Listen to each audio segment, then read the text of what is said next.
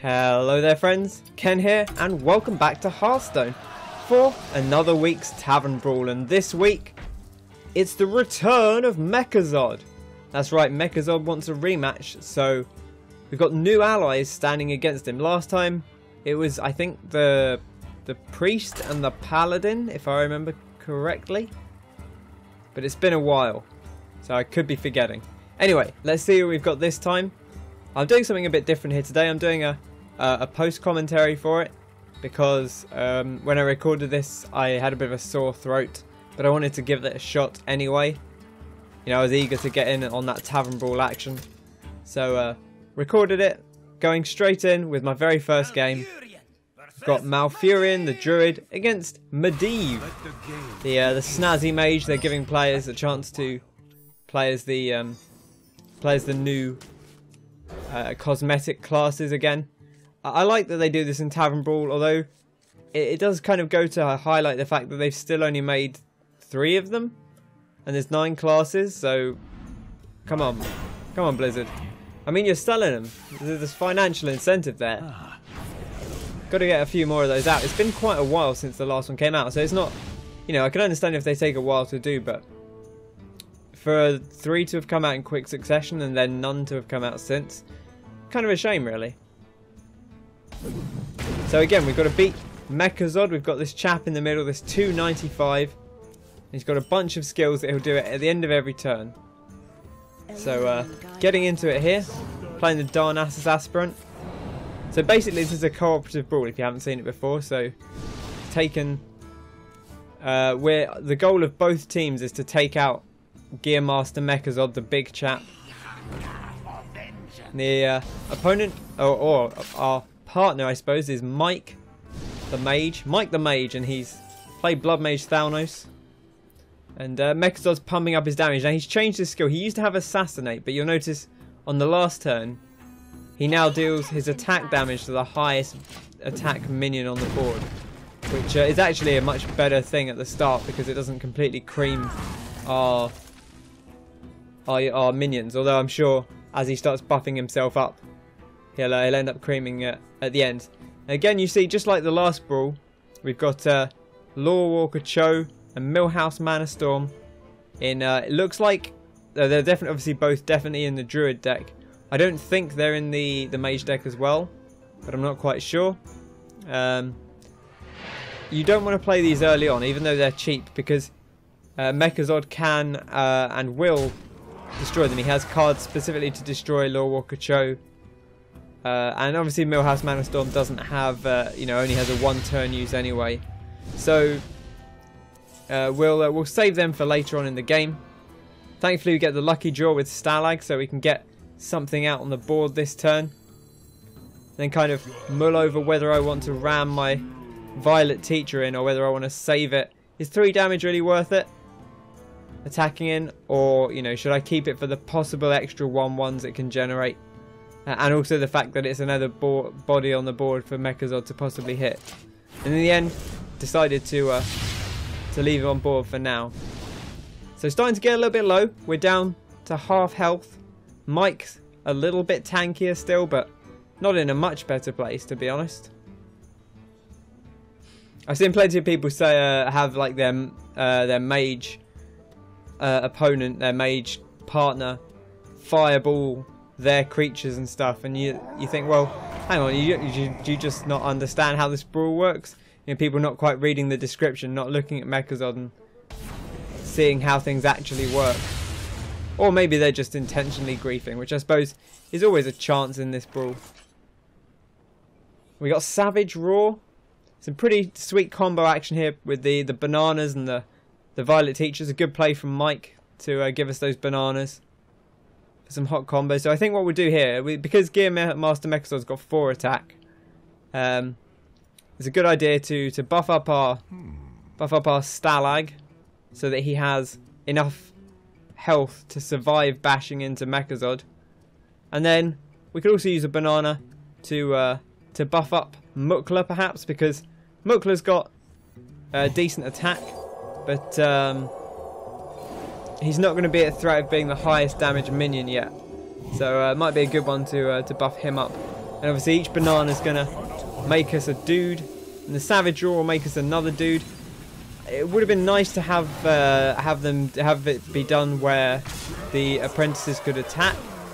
But you do what you can. We're not going to swing our face in because taking 4 damage right now, a little bit scary, We're only on 10 health. Now he's pumped up to 6 attack.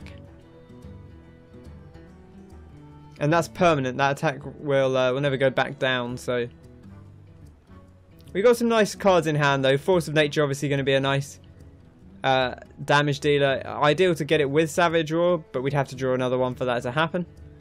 Not out of the realm of possibility though. You know, you'd imagine there'd be a couple of those in a Druid deck, especially a Druid deck dedicated to tokens and burst damage, which it seems to be. Seems to be a lot of tokens in here and a lot of spell damage focus in the Mage deck. And I think good Lorewalker Cho play is actually maybe going to be almost essential because you need to be duplicating fireballs and the like to get that big damage in. You don't have quite the buffs of the Paladin Priest deck. The Paladin Priest was very much just about buffing your creatures. This seems to be a lot more about getting the Druid creating a lot of targets for Mechazod, and then either buffing all the Druid's targets and smashing into him, or the Mage casting lots of big spells and destroying him that way. And thankfully we get the Healing Touch because we're getting very low on health. So feels like a decent time. You know, we're getting into the danger zone here, so we go for the Lorewalker Cho Millhouse Mana Storm combo. We heal the opponent because they're on lower. They're on 8 health. Heal Mike the Mage. Heal him up, and he'll get a copy of that Healing Touch. Also, all his spells this turn will be free, and everyone he plays will copy back over to our side. So hopefully he'll get the message. Hopefully he's got at least 3 or 4 spells in hand that he can bash out. So let's see what old Mike does here. Well, come on, Mike, I'm on 4 health, mate. I healed you. See, this is, I don't know if he just wasn't thinking or if he thought he couldn't target me. But now, like, if Mechazod does the old double zap to the players now, we're dead. Or if he fires his bombs and one of them hits us, we're dead. Perhaps. I mean, we have got another Healing Touch, but that's not safe, Mike. That's not safe at all. You can't get away with that. He's played Leroy Jenkins, though, which is always a fun time. Leroy Jenkins with Bran, so we've got hundreds of tokens here. If we could get another Savage Roar, it would be very tasty. And he's given us a Roaring Torch, which is nice. It's a good 6 damage. Obviously, we don't have the spell power because we don't have Blood Mage Thalnos. But we're getting him down. We're down a decent chunk. And there you go. There's the kill the Lorewalker. Lorewalker Cho. Bang, he's gone. The Jungle Moonkin for lots of spell damage. Right, well, at least we survived that turn. Because I suppose, you know, if he maybe our opponent knew that he was going to kill Lorewalker Cho and that we'd get the chance to heal, but you know, he was going to play the Healing Touch anyway. He might as well have played it on us because maybe we had a better use of 8 mana, and maybe, like, you know, we could have played Trogzor that turn if we didn't need to heal, but we had to heal to get into safety. So contemplating here whether we want to run our chaps in. Millhouse is not super useful now, so I run him in because if he takes he could take an easy hit and die, and we've lost potentially 4 damage. Doesn't have a lot of other benefit because there's no, as far as I can tell, there's no way to clone. You know, there's no way to bounce him back to hand so you can play him again for more combo action. But 43 is certainly reachable. It's not going to be easy, but we've got the armor up to protect us a little bit, and we do have potentially more healing in our deck. Another Forgotten Torch for 8 damage. Crikey. It's a lot of spell damage on there. Taking out Bran's Bronzebeard though. Okay, well, we've got options here, but not great ones really. So I think the best bet here is to get Trogzor out, set up. Maybe our opponent can play a few spells and get the Burley on, and we armor up to help protect us a little bit more. The double zap. Oh, we're in lethal range now. This is getting tense. We've just got to hope we don't get an unlucky roll. Come on, Mike. Get some big spells for Trogzor. What's he got? Okay, he's got his own Trogzor, which is going to work out quite nicely because Wild Growth into excess mana is 2 spells for 2 mana. So it's actually quite nice. And Aviana is very nice here, but not actually particularly helpful because the best we can play on her is a jungle Moonkin, which is not the most exciting thing. So I think we're going to want to start with the Wild Growth. You know, there's actually potential here to kind of end this quickly if we can. We need to dodge the double zap, but we might have enough to lethal up here. Get the Trog out, and then play excess mana to spawn another Trog and buff the current one. Great stuff. Now, we can Force of Nature, but we do need to bear in mind that we have to kill at least one thing on our board first, so be careful of that.